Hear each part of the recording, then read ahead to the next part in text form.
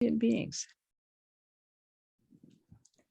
Okay, I am going to start by doing the Mahamudra Lineage supplication, and then do the refuge and bodhicitta prayer in Chenrezi, and then the four immeasurables. Okay. All right. Dorje Changchen Te Lo Narodang Marpa Mila Choje Gampopa Dusum Cheja Kun Ken Karma Pa Chezi Chunge Gyupa Zinam Dang Dritax also Paul Dandruk So Sablam Chagya Chela Nyane Pe Nyame Drogon Dakpo Kagula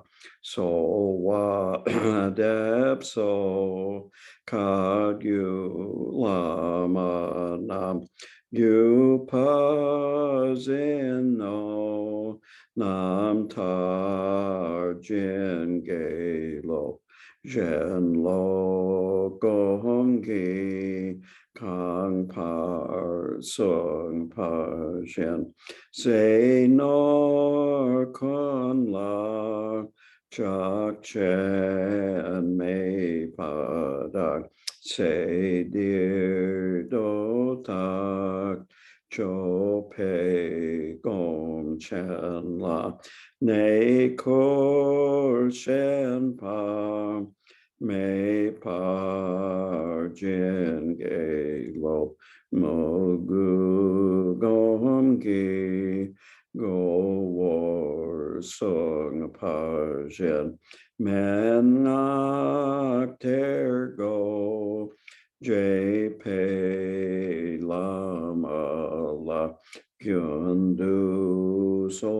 wa de pe gom chen la cho men mogu ke war jen ge lo yang me gom gi ngo shir sung pajen gang char tok pe ngo wo so ma de ju de kar jo pe gom chen la gom ja lo dang ral war jen ge lo nam tok no wo cho kor sung pajen chi yang ma yen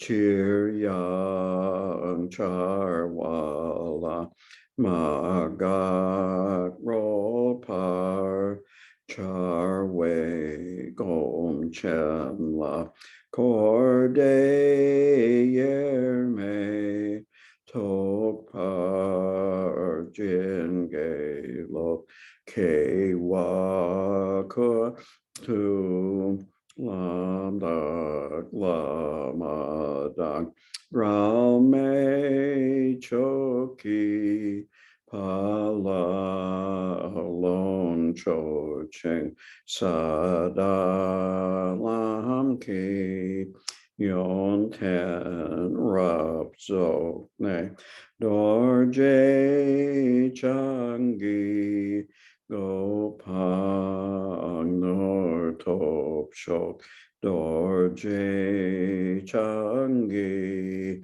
go pang nor top shok.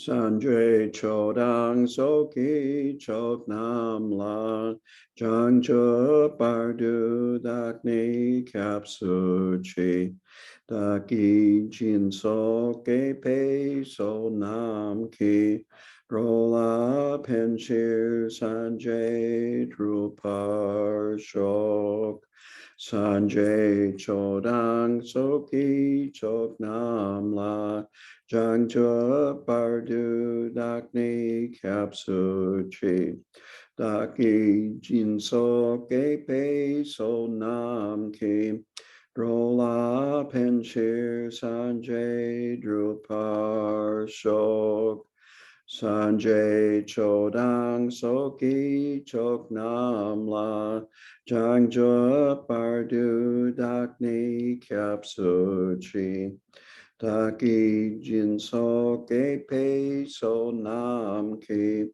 Rola Penshir Sanjay Drupar Shok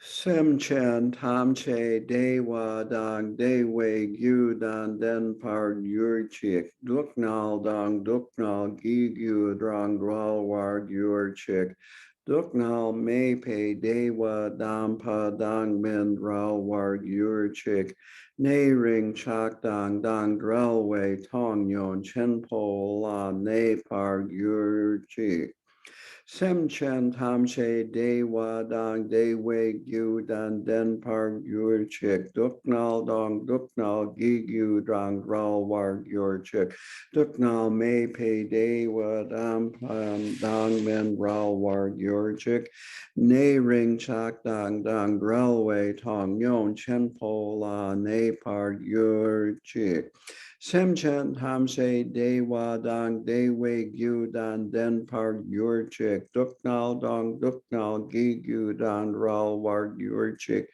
Duknal Mei Pe Dewa Dam Pa Dang Men Ral War Yur Chik Ne Ring Chak Dang Dang Drel Wei Tong Yon Par Chen Po La Ne Par Yur Chik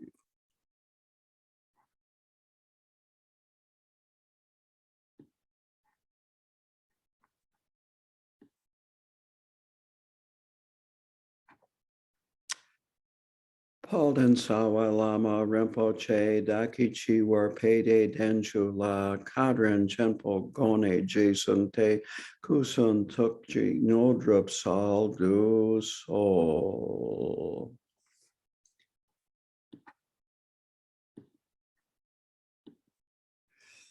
So the first thing that I want to talk about is thank you for inviting me and giving me this opportunity. And that I am very pleased to see, read, and hear about the progress on the new center and that you're actually using it now. And I am just so pleased with that. And this is the 16th Karmapa's vision. It is Khenpo Karta Rinpoche's vision and his work. It is donations of many people. It's the people of Columbus, the Sangha there. It is faith and confidence that has brought you to this point. And I don't have to mention it, but I will. It was a lot of work, a lot of effort, diligence. It was not giving in to discouragement, because no doubt there were some moments when many people said, "Ufta," as the Norwegians up here say. I think it's the same thing as oy vey in the Jewish tradition. I'm not sure the Tibetan phrase for this, but if somebody knows, let me know later. But anyway, you got it done. And this will benefit the whole area for generations. I am not exaggerating here. That was the vision, of course, was to build a building that would last hundreds of years. And from what I have seen, it will.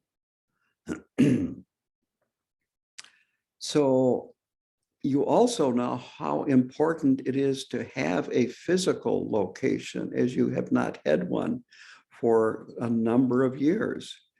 And I know I came and led a Nyungne a few years ago, and there was a center in the back of a pickup truck or a SUV or something with everything in it that was arranged in a very orderly fashion, so nothing would get hurt. And then everyone unloaded it, and when we were done, it went back in there and went back to the garage. And so congratulations that you saw this through to its completion. And this is a time of fruition. And at the same time, it's a time of new beginning, because now you have this location that looks just absolutely wonderful. And this will inspire a lot of people, and it's time to go off in a new direction. So with that, let's get to my talk here about the fabricated self and emotional healing. To start out with, the world is full of problems, in case you haven't heard. There are lots of divisiveness going on right now in this country, outside of this country. There's a war going on. There's a war going on between groups, whether it be in this country or other country.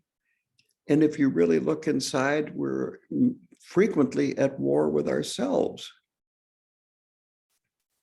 That in the US, there is racial disparity. There are LGBTQ plus problems, culture wars, and on and on. It gets to be almost discouraging to look at the paper. And, you know, we have two sides. You have the Fox News side, and then you've got the, I don't know what they say, maybe it's the New York Times side. It's amazing how blind people can be. I have read that the liberals, the affluent tends to be liberal, but they want neighbors that are affluent. They don't want to put in housing projects in their neighborhood. And so in very liberal areas, you have the streets full of homeless people. Portland is known as a hotbed of liberalism.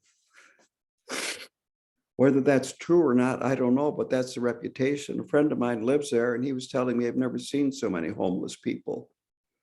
And I was there just before COVID, and I was almost astonished how many homeless people there were living under bridges, living on the streets, and so forth. So it's not just a problem of the right, homelessness. So it's easy for us to see the problems that other people have, that other people cause. Yet it's impossible to pass enough laws to keep everybody under control the way we would like them to behave. It just isn't going to work. It never has. So what we need to do is go deeper. We need to see with more clarity. We really need to get to understand ourselves, to make friends with ourselves, rather than always trying to make other people understand us. I heard this conversation once between two people at work. I told him, I don't understand why you don't understand me. And I know it's kind of hilarious when we're talking about other people, but how often is it that we really want to be understood and are not so interested in understanding?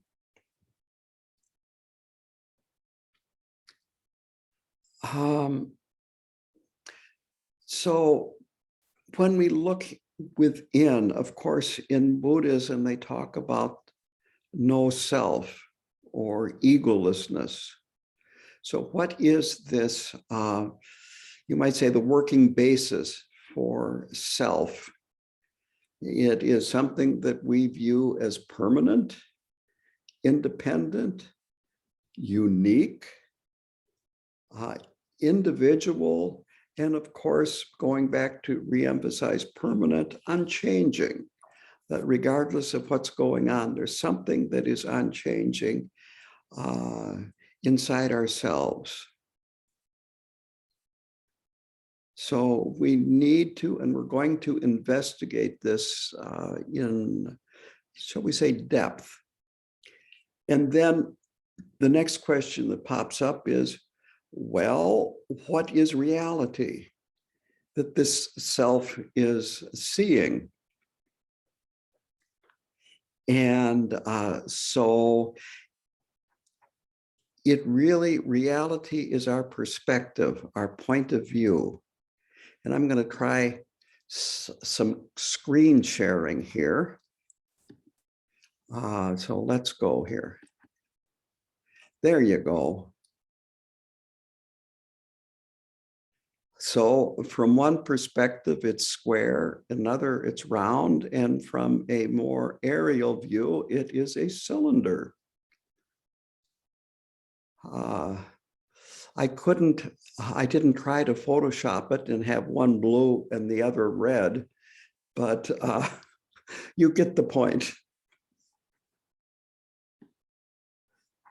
That what we see is our projections, where we see our point of view.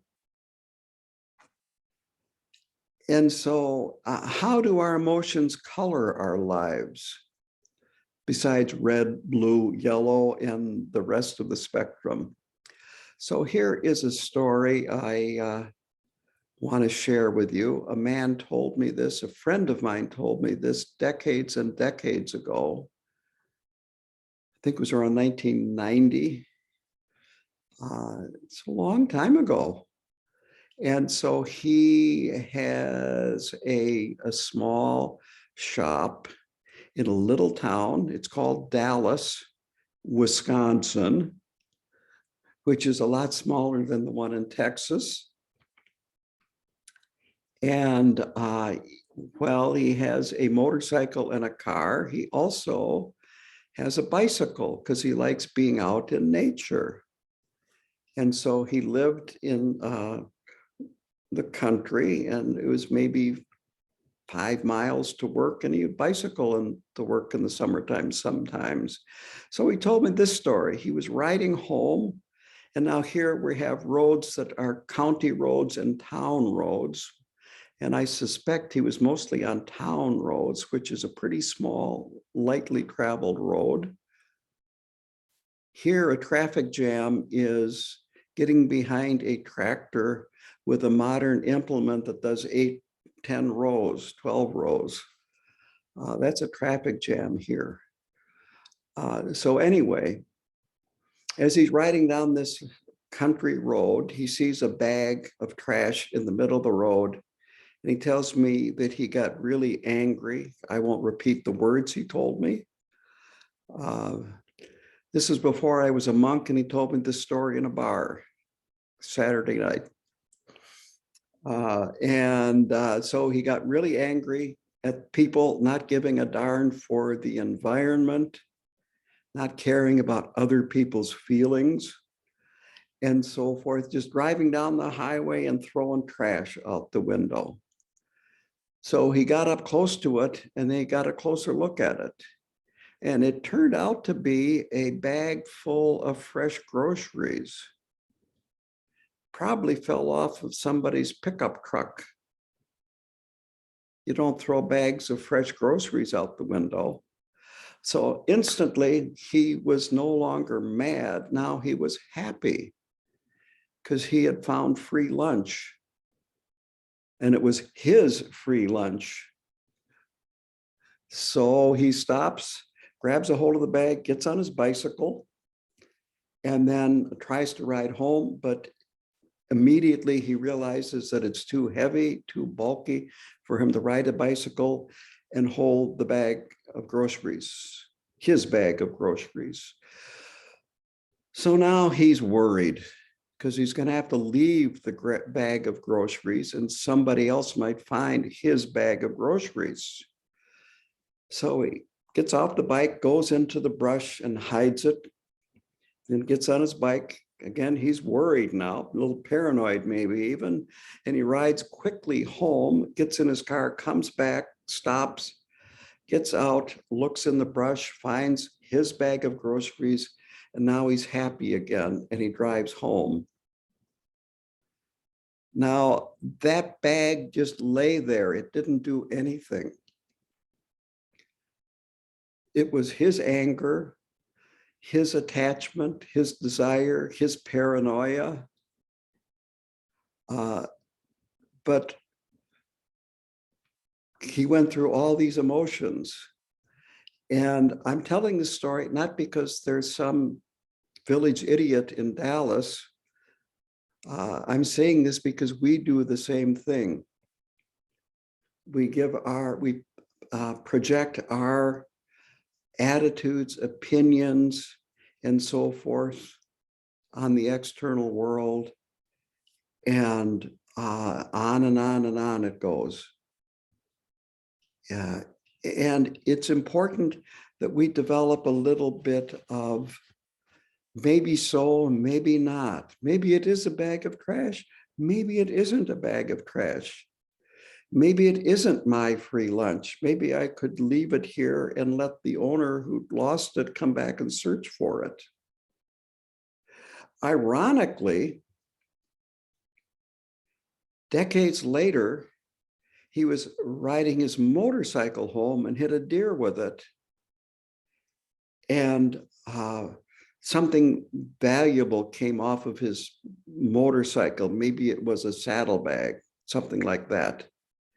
So, you know, after the accident and everything, he went back in the car to look for it, and it was still there. But I mean, he could have left the bag there. So the question is, how can we change? How can we improve? How can we see more clearly? And in doing so, understand what's actually going on. And I'm going to take some of the material here from Karmapa's book, The Life, The Heart is Noble, Changing the World from the Inside Out.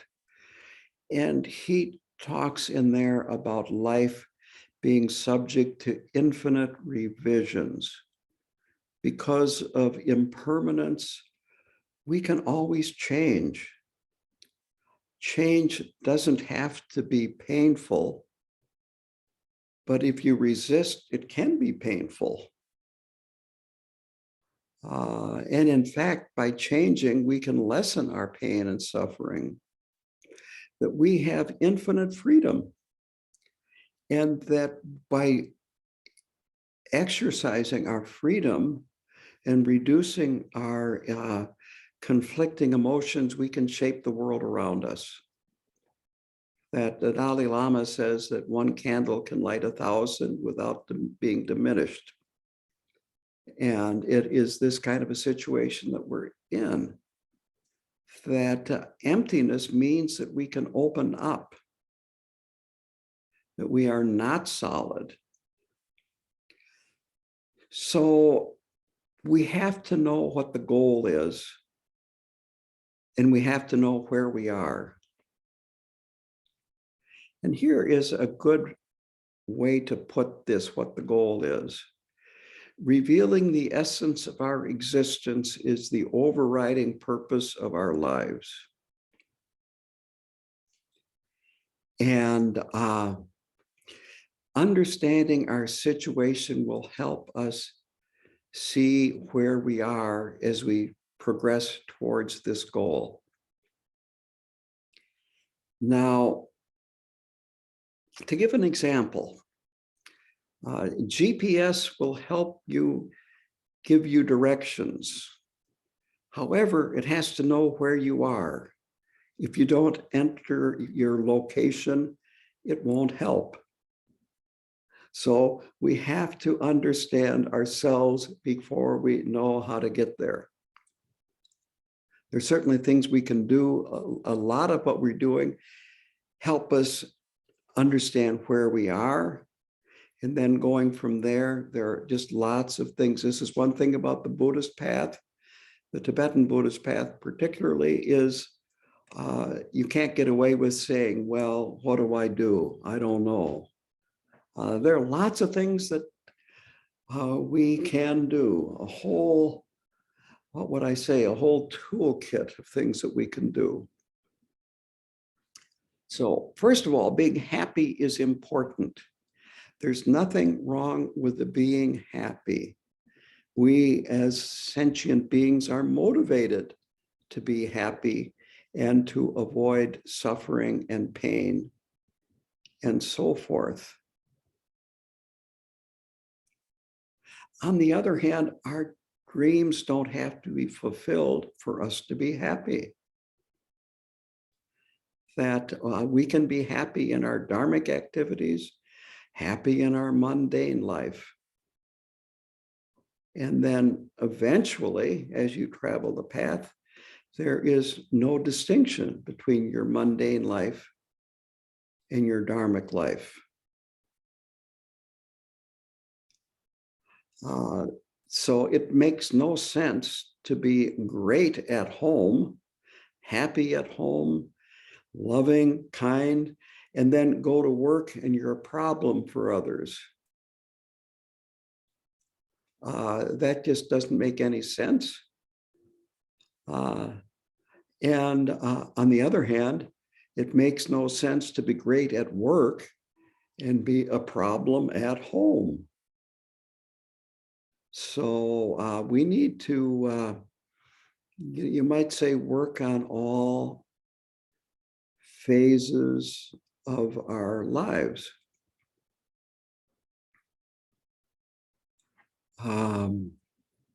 So it's important to be happy and to know what makes us happy. And to realize that some things, while they make us temporarily happy, really don't make us happy because we're looking for something besides a momentary, what would I say, bite of happiness. Reminds me of a story. I think it's Wayne Dyer had this story. It's about the old dog and the young pup. And so the old dog is in the living room there. There's a fire in the fireplace, and he's just having a great time lying there and feeling the heat from that fire. And then there's a young pup in the room that is running around in circles, chasing his tail. And finally, the old dog, kind of lifts his head and looks at the pup and says, "What are you doing?" And the pup says, "Well, I hear that there's happiness at the end of the tail, and I want to get a bite out of it." And the old dog says, "Well, it's true. There is happiness there. But if you leave it alone, it'll follow you wherever you go." So we can lean towards the happiness, but realize that it's part of our nature, our inherent nature. That it's also good to nurture hope. That Karmapa feels that this is meaningful. That he says in a number of places that he leans towards the positive, even though he's had a lot of difficulties in his life, that by leaning towards the positive, it keeps you in a better mental place. So there's nothing wrong with being a little bit positive, even though things are might seem hopeless or very difficult. He says to shift away from the results and find the courage to act on our aspiration. So this aspiration to be of benefit to yourself and be of benefit to all beings is very, very important. And finally, it takes courage to go in new directions. Staying where you are doesn't take courage.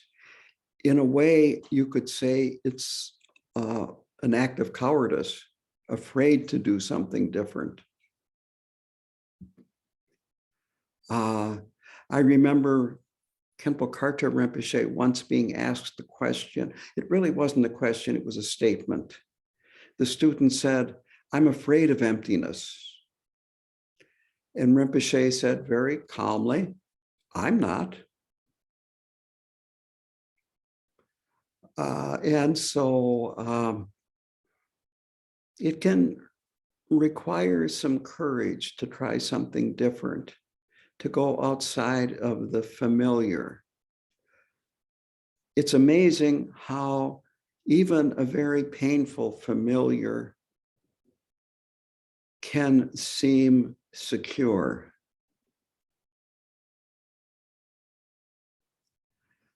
I heard this on a news program a long time ago, and it came from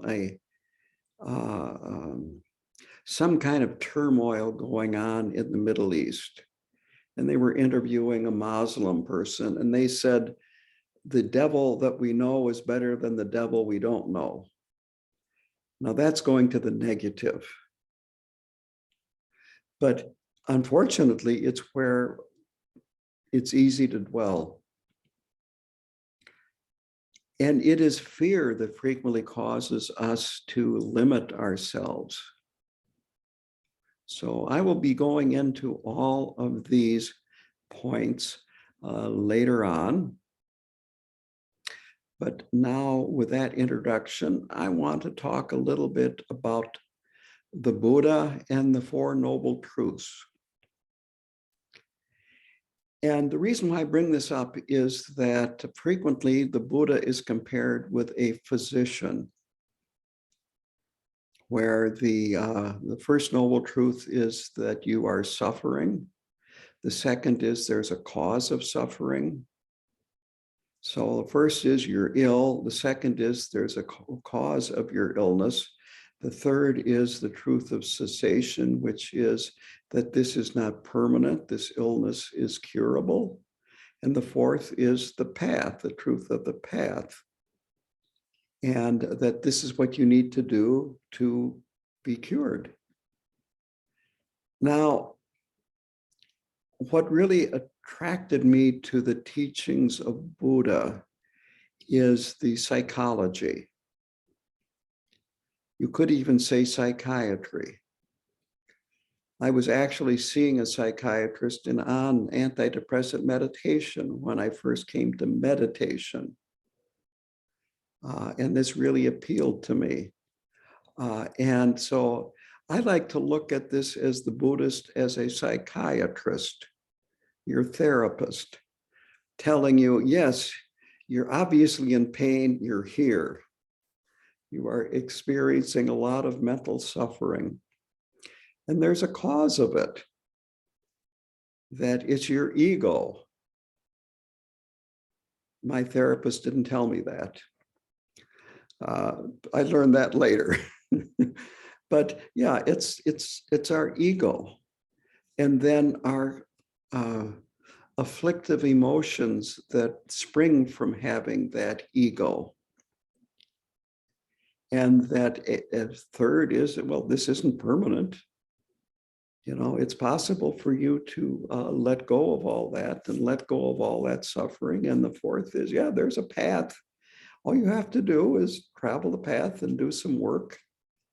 And it leads to the cessation of suffering.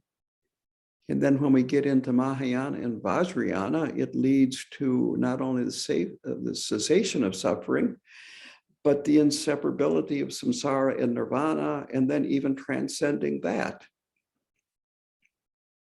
So it's quite a path. So I'm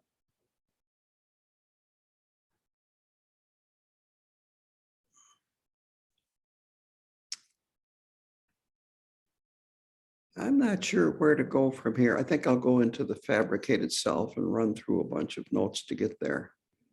Because that's what the title of the talk is. Tomorrow, I'm going to go into ultimate and relative reality. But again, this comes from the Heart is Noble. So he talks about two senses of I, two different ways to look at it, or maybe even two different, I don't know if I would use the word parts. I'll just say it, then you decide. The first is innate or instinctual, that this is very subtle. We're not usually aware of it. The example he uses, you're on the edge of a cliff, about to fall off, and you have a strong impulse to step back. So you could say this self-preservation that is a very subtle, but it is there. The other is what he calls this fabricated eye. And this is imputed. It's not part of us. This is something that is imputed. It's learned through the way we view ourselves. That when we are born, we don't even get to choose our name. I tell you, isn't that taking away your freedom right off the bat? You don't get to choose your name. Your parents choose it, and then you take it on. And then you begin to identify that this is who I am. And then we have what else our parents tell us, what our teachers tell us. Nowadays, even young kids watch programming, whether it be on cable or on the networks, children's programming. And I will say it's amazing how much advertising there is on these shows. The kids are being programmed at a very early age to desire things. We take on these messages, then of course we have our friends. And then there is YouTube, TikTok, and all kinds of other social media that I don't participate in all of them. But there is just so much that we take on from our environment. I understand there in Columbus, you've been reading the book, or finished reading the book, America's Racial Karma. And that talks in there a lot about how we take on these things that go back hundreds and hundreds of years. That there are cultural messages about ourselves, about our race, about our gender, about our duties, our roles, our expectations that other has for us, our expectations that we're supposed to have for ourselves, and on and on. It's a lot. It's an incredible amount of stuff that we accumulate, acculturate to, and so forth. So the definition of fabricated, I thought I would give that a little bit of a time. So I just went and looked up on the dictionary what the definition is, and to invent, create, make, or build something. So here it is, we're fabricating this idea of ourselves out of parts. The second definition is to make up for the purpose of deception, such as the accused is, he is accused of fabricating evidence. And now here I've got a confession for you all. You may have heard this before, but this really hit home for me, because in 1969, I went to Chicago to visit, to go to a wedding. I went there with my family and my 2-year-old son, and stayed with a college friend in a rough side, a transition neighborhood in the south side of Chicago. And after the wedding, everything went fine. After the wedding, we went home, got to sleep, got up in the morning, and I helped them take some trash out. And we were arrested by the police for growing and harvesting marijuana. And they pulled up all these weeds by the trash cans, put them in their trunk, and fabricated evidence.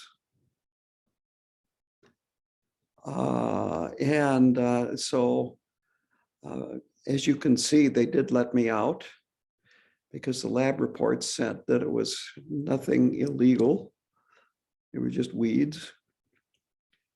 But that had a big impression on me.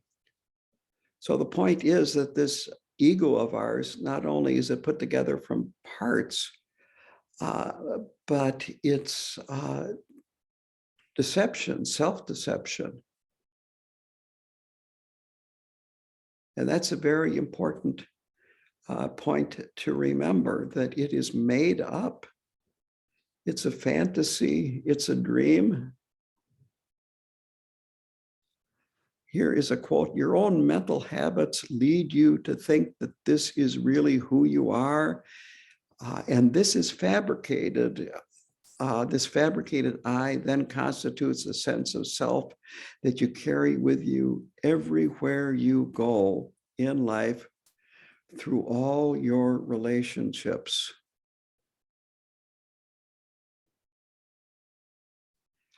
This fabricated I seems solid. This is who we are. We buy into it. We identify with it. This is who I am.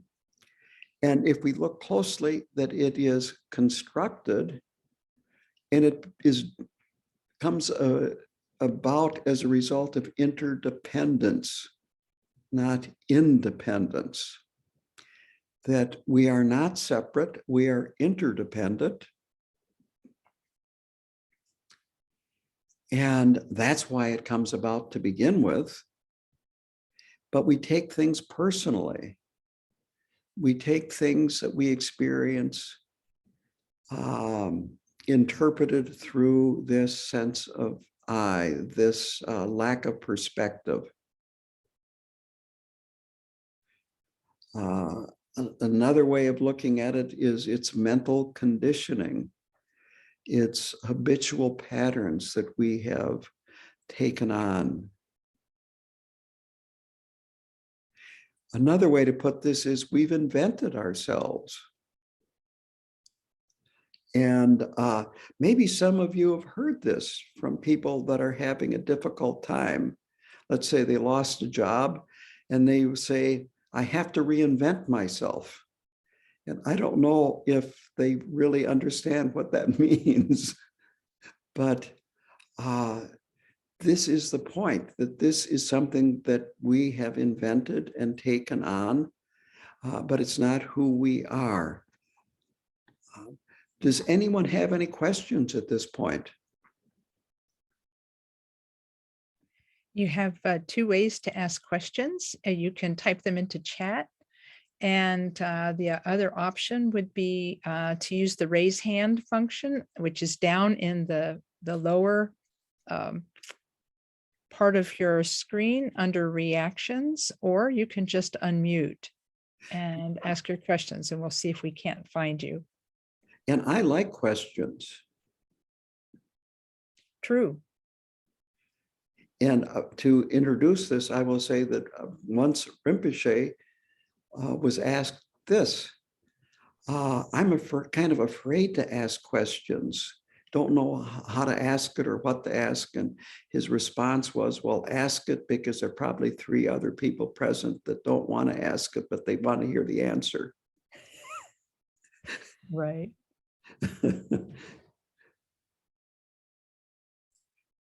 I was wondering if you could provide, I'm not sure if I understood right. Did you say our ego comes about because of interdependence?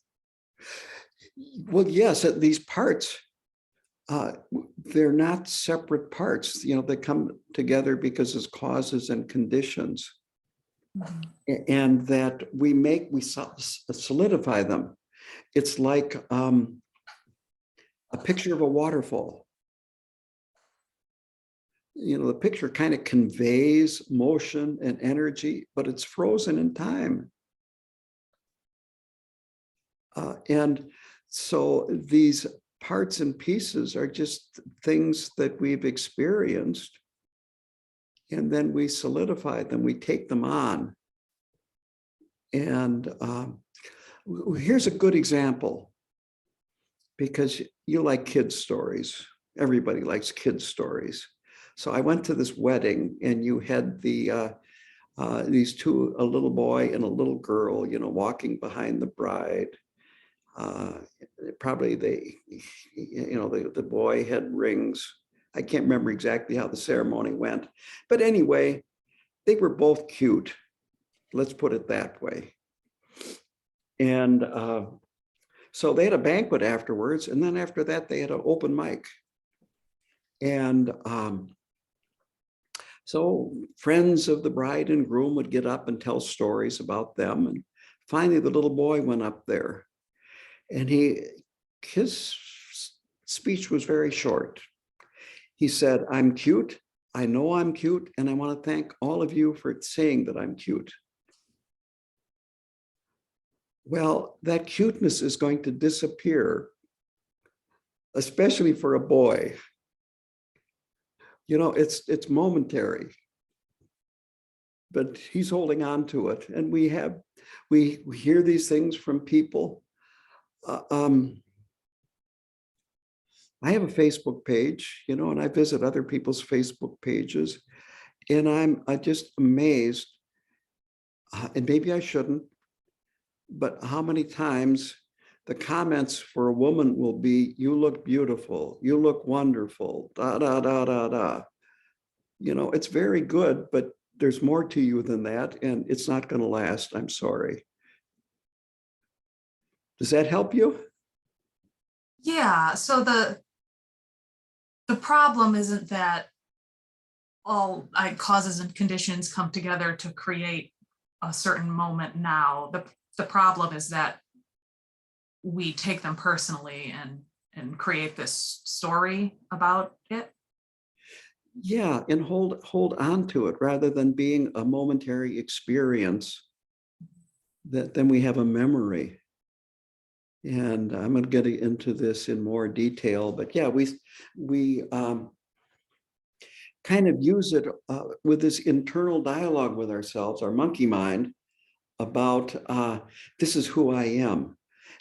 I guess I can go into this right now.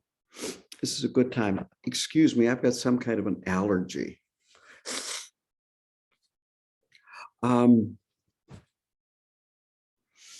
Our thoughts about ourselves and our emotions can be compared to applying for a job. I know this seems bizarre, but let me finish this. So we've got our resume, you know, with all the things that kind of go along and agree with how we're feeling. And then we talk to our friends and we get letters of recommendation for our friends. They say, oh yeah, this verse is da, da, da, da, da.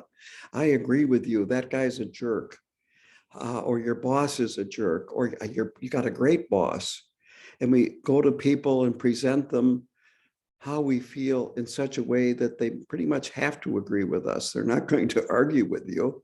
And if you know that guy's going to argue with you, or that woman's going to argue with you, you don't go to them.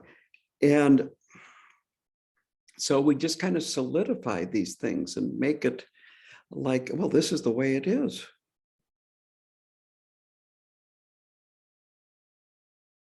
Does that help? Yes, thank you. That's interesting, but that makes sense. Yeah, you've applied for a job. A few times.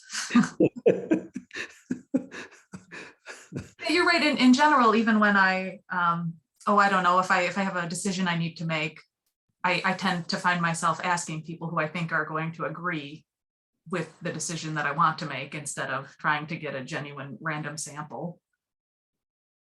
Yeah, you're normal.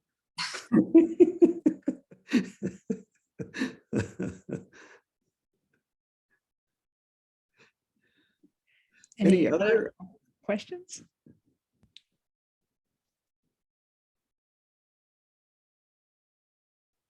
I guess not.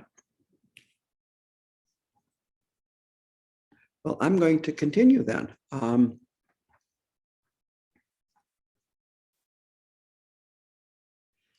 Yeah, so our emotions depend on what we experience, but also on our interpretations of what we experience. That, for instance, a lot of people really like dogs. Yet Lama Karma came and visited me.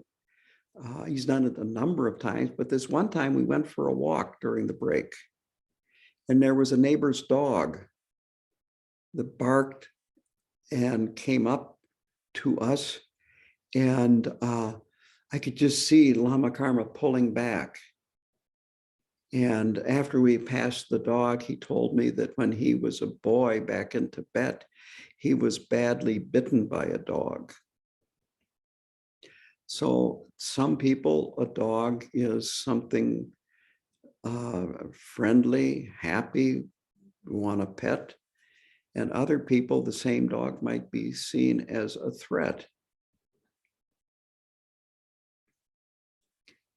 And it is this way with everything in our lives. The Tibetans like hot peppers. I do not like hot peppers.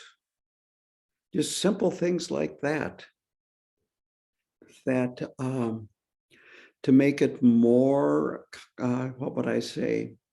I don't know if difficult, maybe more clear, that in that book, Americans Racial Karma, you start seeing that we have things that attitudes, viewpoints, and so forth that color the way we see people that are different. I saw a news segment that they had 3 different Black journalists talking about the Supreme Court hearings, Ketanji Jackson, and the topic was the look. And they showed some close-ups of her giving certain people the look. And the point was that this is something that Black people have learned, that they can't really object verbally, but they can at least give you the look, which means that something to the effect that this is BS, or I'm angry at you.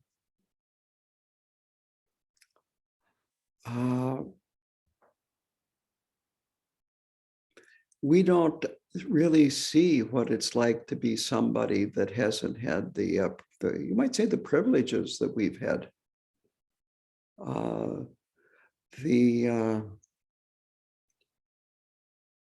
I've had a number of interactions with the police, and even getting arrested, I was treated much better than the Black people that I was in jail with. They weren't in the same cell, but you could just tell by the way we were treated.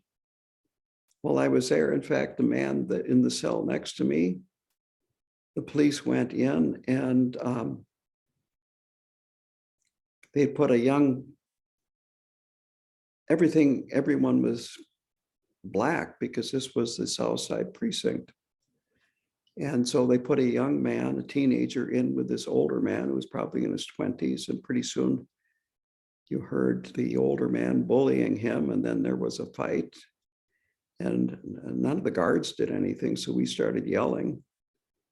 And so then the guards came in, took out the young man, and then they went in and beat the crap out of the other guy. The reason I couldn't see, but I could hear, and you'd hear an, oh, and then the cell was steel plate. You'd hear this crash and another, oh, and then a crash. Well, you get treated like that, and you're going to have a very different attitude towards police and whites in general. That we need to kind of open up and realize that so much of our fabricated self is based on a very isolated life experience and experience through the media and so forth, and through our teachers. So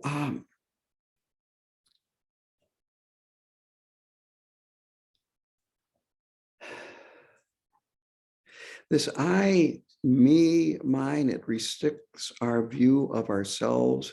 It keeps us very limited. And it prevents us from seeing the countless wholesome connections that we have with others. We see the world as separate from us. And it's good to contemplate this from time to time, that when something happens to you that you like, that it is pleasant, that where did it come from? It could be as simple as a meal. Where did this food come from? Well, it came from farmers. Where were the farmers? Well, right now, a lot of things come from Mexico and South in terms of fresh fruit.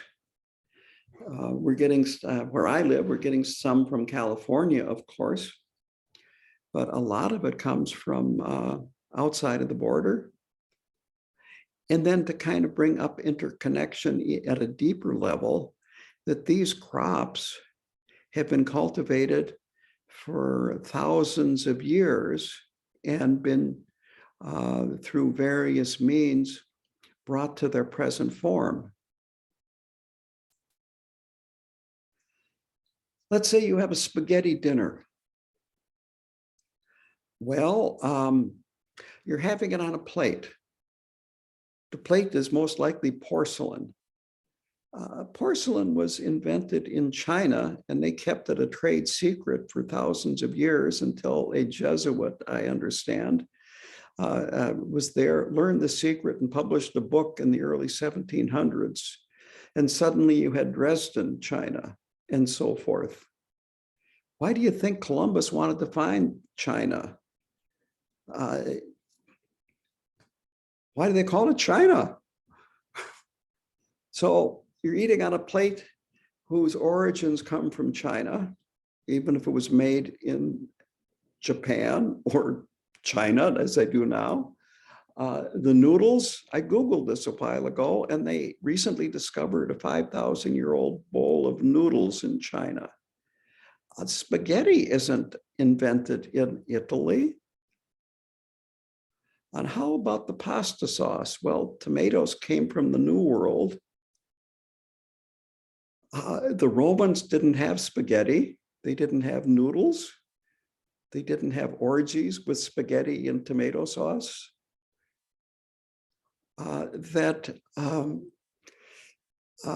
This goes back, millennia. And the food that we eat has been cultivated by various people all over the world. And we just get it at the grocery store or go to the restaurant and suddenly, well, I paid for this, that's it. But if you think about it, the people at the store, they were there working for you so you could get out and pay for it.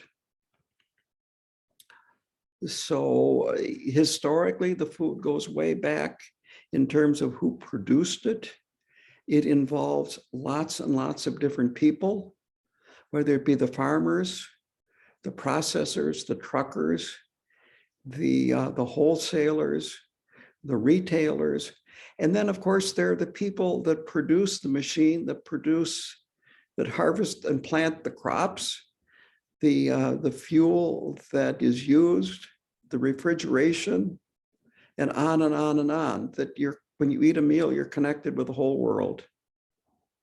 And it's really easy to think, I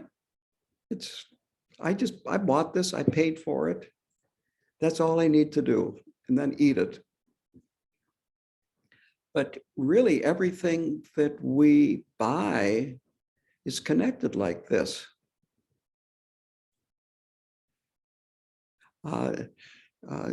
Here's my silly joke. If Edison wouldn't have invented the light bulb, we would be doing Zoom in the dark. The point being that technology, it didn't start at one point. It began probably with the discovery of fire. That this is something that we have. We forget this interconnection that we have, and that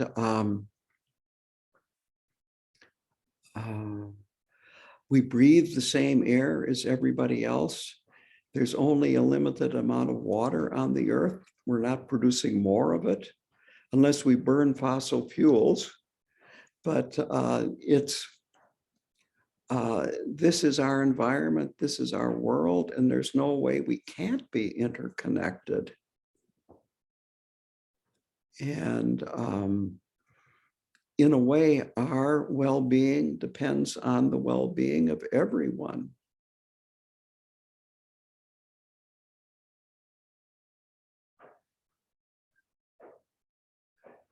So,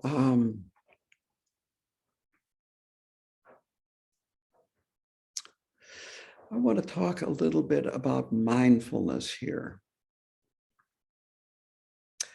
It's important to learn about this functional self, understand it a little better, to contemplate it,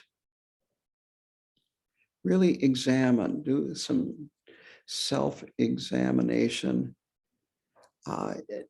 see, even if it's the tip of the iceberg, how it defines you and your responses.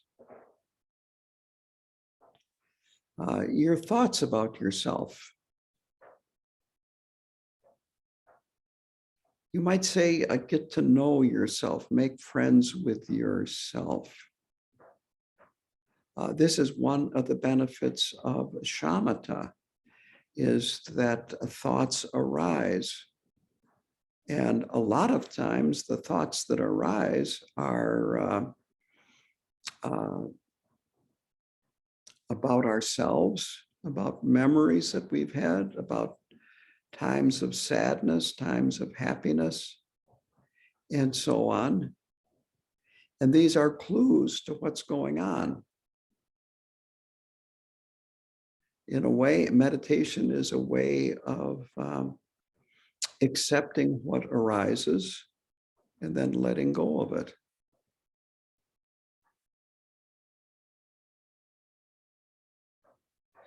If we don't know where we are, we can't know how to get to where we want to be. We don't know what we need to work on.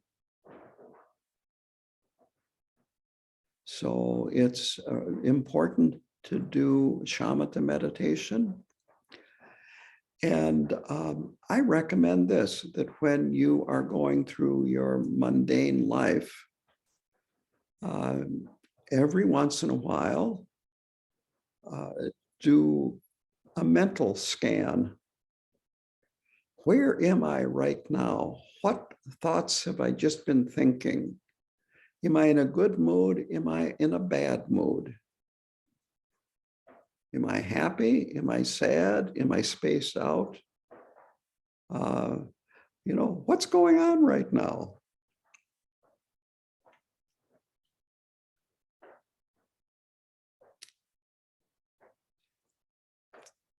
At one time, I kept a diary for the first and only time in my life.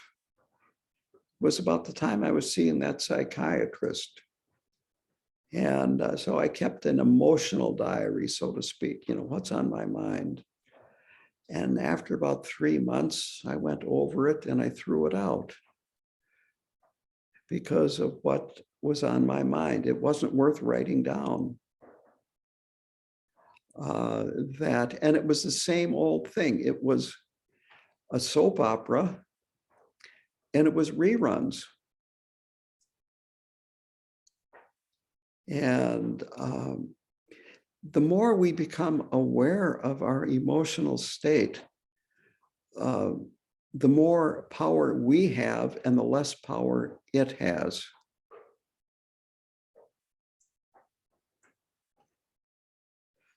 When I worked as a prison chaplain, one of my jobs was to orient inmates. Orient volunteers, kind of warn them about the inmates. And this wasn't in, this is how you orient them, what you tell them about, but this is what I just observed with inmate interaction with volunteers. And that was, if an inmate can control your emotions, they can control you. If they can make you feel they have been unfairly treated, then you become sympathetic to them. And as a volunteer, you have to be professional. They're not there. The judgment has already been rendered, whether it's fair or not. That's not the chaplain's or the volunteer's job. It is to work with them. So these were religious volunteers, so you could present the teachings of your religion to them. And the idea was that it might help them change in a positive direction. If you become sympathetic to them, oh, you've been mistreated, or you've had a hard life, or da. That doesn't help. Even if they've, a huge proportion, way out of proportion, number of inmates were from minorities, Native American, Afro-American, Mexican-American. Even if that was true, I would never say you're here because of your ethnicity or your color of your skin. That just didn't work. So I'm spending a little time on this. The point is that if another person, another organization can control your emotions, they can control you, because our emotions control us until we learn how to weaken their power. So this is very, very important, and it goes right back to the fabricated eye. This is how companies sell products. This is how some people sell. Well, Putin is saying that he's getting rid of the Nazis in Ukraine. That's a very noble. Getting rid of the Nazis. Everyone wants to get rid of the Nazis. Never went into exactly what a Nazi is, but that's another story. But this is the way people control your emotions and then control your buying habits and all kinds of other things, your opinion. So we need to be very skeptical, both of our emotional responses and what other people are telling us.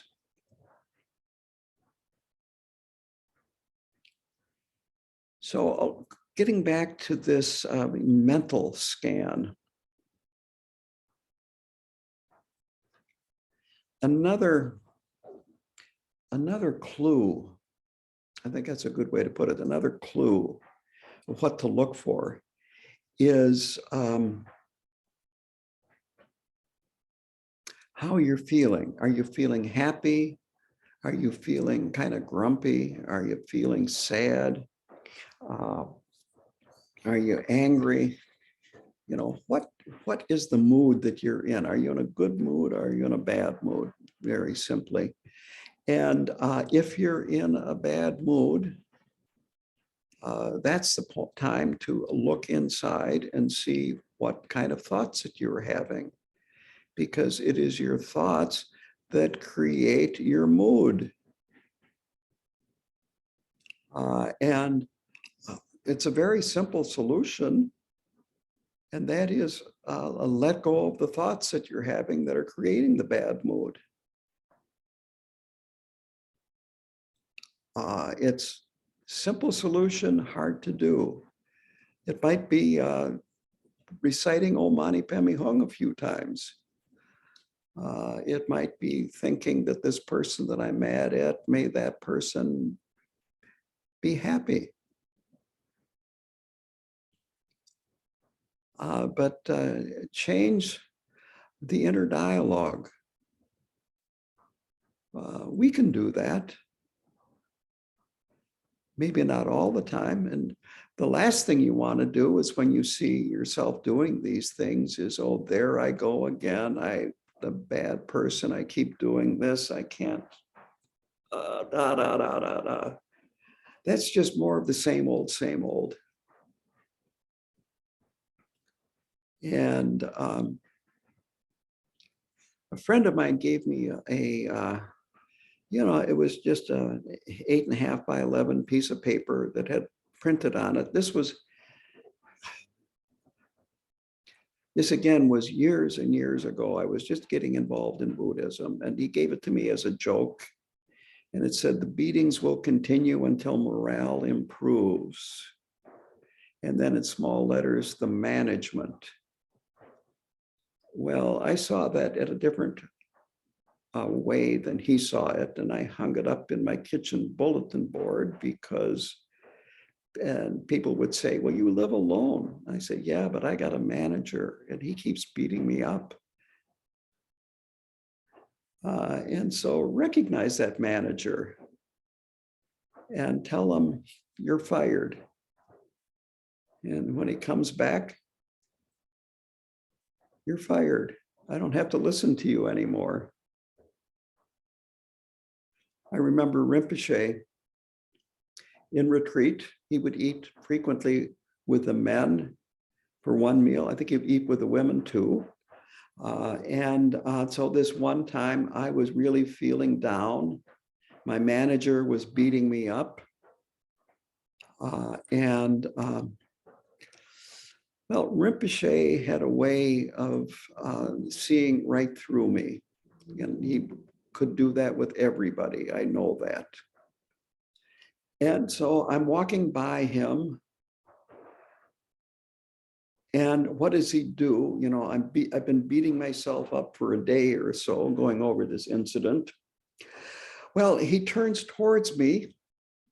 He's eating. He turns towards me, sticks his leg out at me and starts shaking it. I wish I could show you this on here. And immediately I started laughing. And I realized that there's a reason why he shook his leg at me and got me laughing. And it was because that manager needed to be fired. So the point is, when you see yourself getting stuck in these activities, do something about it. Laugh. If you need to do Vajrasattva, do Vajrasattva. But it's just more of the same old if you just start thinking that here I go, I keep doing the same thing, I'm helpless, I'm hopeless, yada, yada, yada, yada, yada. On that note, maybe time for one last question. Comment? Yes, folks can unmute. They can type into chat. You have thoughts, responses, questions, curiosities. We're here for you.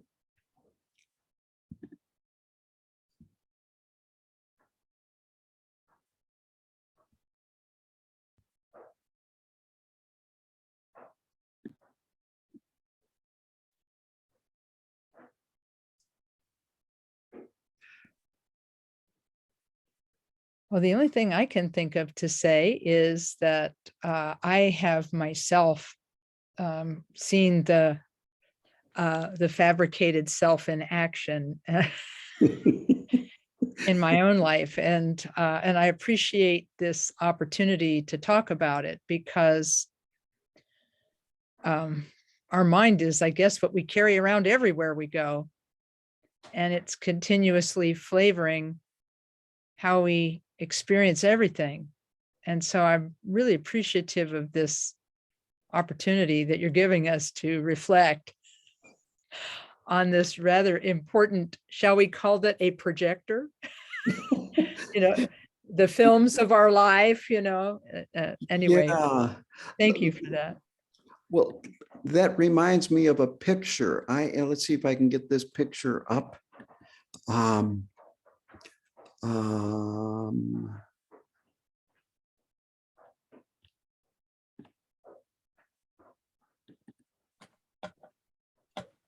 Yeah, this is part of a,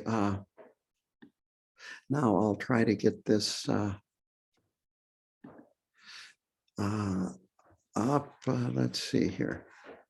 Ah, yes, the miracle of Zoom.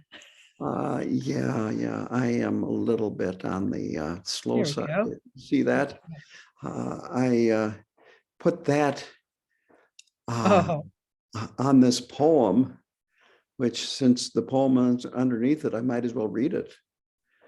But quite honestly, the book that this came out of was non-Buddhist, and it's what turned my life towards Buddhism. And I'm going to be talking about the nature of thought tomorrow and relative reality, but here is the poem.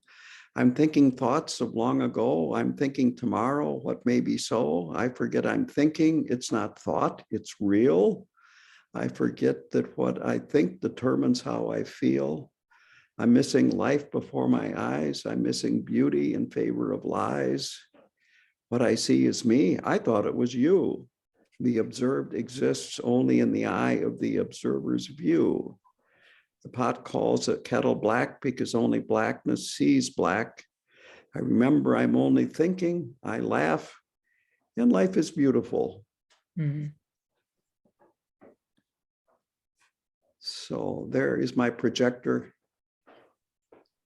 drawing. Thank you, Lama. Yeah, and that's why we want to think positive. We want to be projecting positive things. Well, shall we do the concluding dedications? Just going to scan one more time through the group. Does anybody have questions? And if you don't have questions tonight, but think of one tonight, you can jot it down and we'll deal with those in the morning, because we will be back here. Let's see. I even wrote out the times, and now I have to go back and look them up. So we'll get the prayers up first. Okay, yeah, then you can kind of do some concluding announcements. Got it. Okay, hang on. Here we go.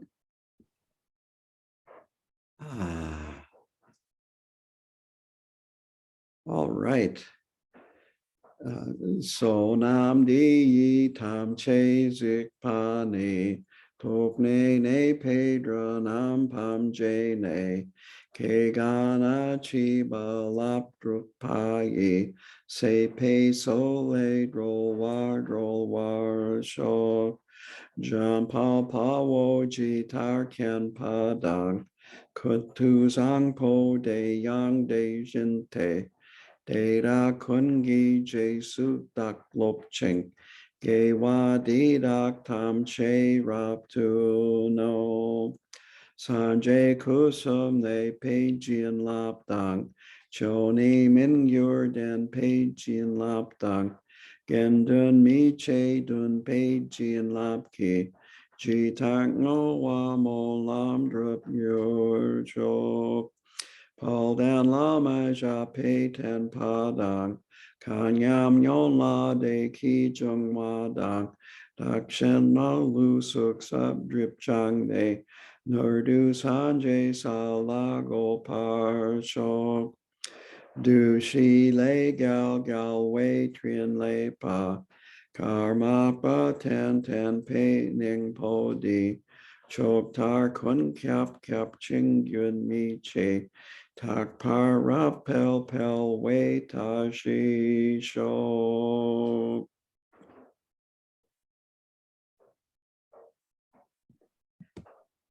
Okay, thank you so much, Lama. And thanks to all of you for being here this evening. The program will resume. Session 2 will be at 10 a.m. Eastern time for us tomorrow. And then the afternoon session will begin at 1 p.m. Eastern time. So 10 and 1. So Lama, thank you. Yes, well, again, thank you for the invitation, and I'm pleased to be giving this teaching to all of you. And it's my aspiration that you will find it very beneficial. Thank you so much, Lama. Oh, I see we have Kitty. All right, that's beautiful. All right, Kitty.